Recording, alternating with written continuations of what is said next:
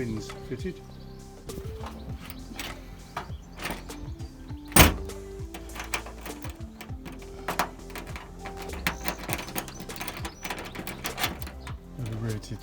So I used these two holes, one on either side here, equally spaced. I've had to cut a hole in the front of the slam panel here because there is a hole that runs all the way through underneath, but you can't get enough thread on the pin to get it to bite. So I've been able to put a washer and a nut in through that hole, just widen that a little bit and use that existing hole there, so I haven't cut an additional one. And then there's a large hole through the bottom here, the bottom skin of the bonnet. You'll see here, just a large slot, comes up at an angle, so with the pins here, the bracket that's got the pins on it, I had to extend this notch here because that's designed for the pin to come straight up, and because it comes up at an angle you need a longer slot, so I just filed that out on both sides to create an extra bit that goes through and insert. Now I've removed all the aircon pipes all the way through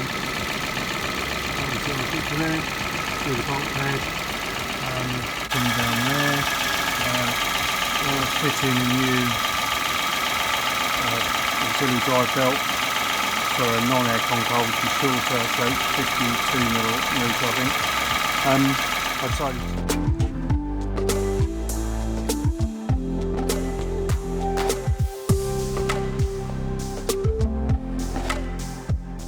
I've now got the kill switch fitted. Took a few different goes. I've seen a number of builds where they're mounted on this back section here. I found that just didn't give me enough room. I couldn't get the console to seat, and also it was a real stretch to get to. So I've made up this, just a very thin piece of aluminium that I've cut. Just shaped it roughly around here. One bend here, one bend on top to get it flat. Just a couple of L-shaped brackets at the top there, and mounted it in here. The pull cable just goes through the side here, so it pulls across. Now, difficult to show this. The two terminals I'll cover with these very large terminal covers, just to prevent any risk of it arcing or shorting out, especially in the event of an accident. At the bottom there you see the two blue wires. That's the feed and return from the ignition. That goes on the on this one, number 2.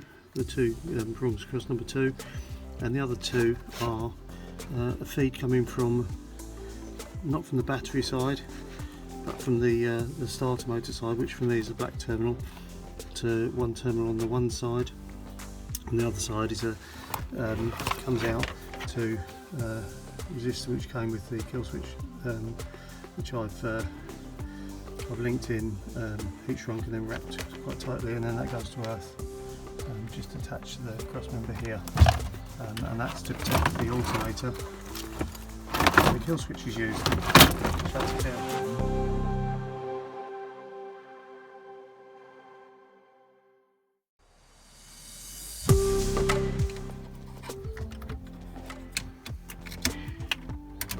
In the off position, no ignition lights, no ignition at all.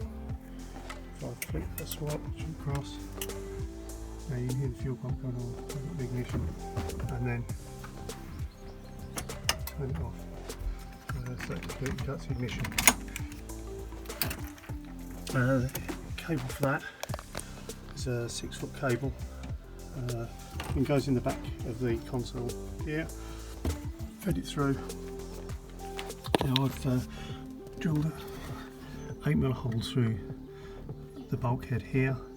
I'll show you how that comes out the other side, and below that is a 10mm hole, which is for, I've run the pipe work for the extinguisher in through the bulkhead, just trying to get everything sorted so that when I fit the dash panel back, everything's in place. and I've run the extinguisher pipe. It's down behind, P-clipping it in. I'll just let it terminate. It's in front of the seat here where I've joined, so I'm not sure at the moment. I'll definitely split off at that point. So whether I have the extinguisher in the footwell or in the back, I'm not sure yet. We shall see. Now the two large battery cables, switch cables, 10mm this end of these terminals. On the back here, 8mm to connect up on the battery side. I've run those from the back here up through. I'll show you in a second when I go around to the front where they come out.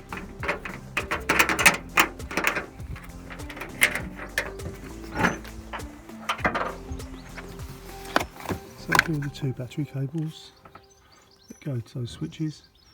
One that's marked, that I've marked battery, will obviously connect to the battery clamp.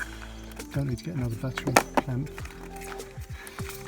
because on the factory one the cables just clip onto here, so that 8mm will just bolt straight onto there instead of these cables, and then these two cables will join into the other one, go back towards, and that's the feed for the starter and so on. So that completes the circuit. And you can see there was a hole there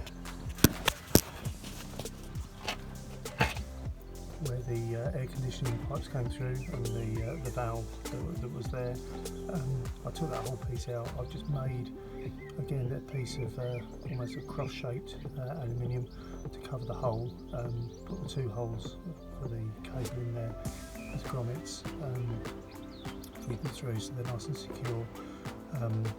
Still fireproof barrier between the engine and the passenger bay, that hole in it. And the cables run here. I will protect those in the engine bay, lead up towards here. The plan is for the starter cable, these two come off here and probably find some place down there to mount them. And so we just stitch them together with the existing cables for the car. This is the other side of the bulkhead. So those holes in the bulkhead come out here above this engine bulkhead tray. I put them through a T piece here from the OMP pipe, which comes as a complete set. It's probably expensive, about £5–6 for a 4 metre length. That's solid on both sides, P-clip both sides, and feeds in here. I've fed that down through the tray here again with the grommet to come underneath, and then here I'll run the engine side from here, but this part is complete, so whether I run around the back and probably take from this side and run underneath the scuttle here and come out to bring around the front, and then use this piece here for the rear too for the engine.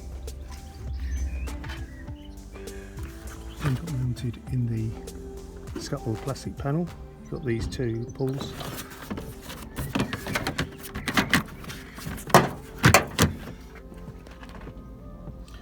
One for the ignition pull and one for the fire. The fire's obviously not mounted up yet. Ignition pull, pull it here. You see it switches over the engine, so there you see it exploding there and pushes back in. The fire cable just fed through. I'll feed a wire back through with the bonnet pull. I'll feed that down the side here. It runs inside the wall.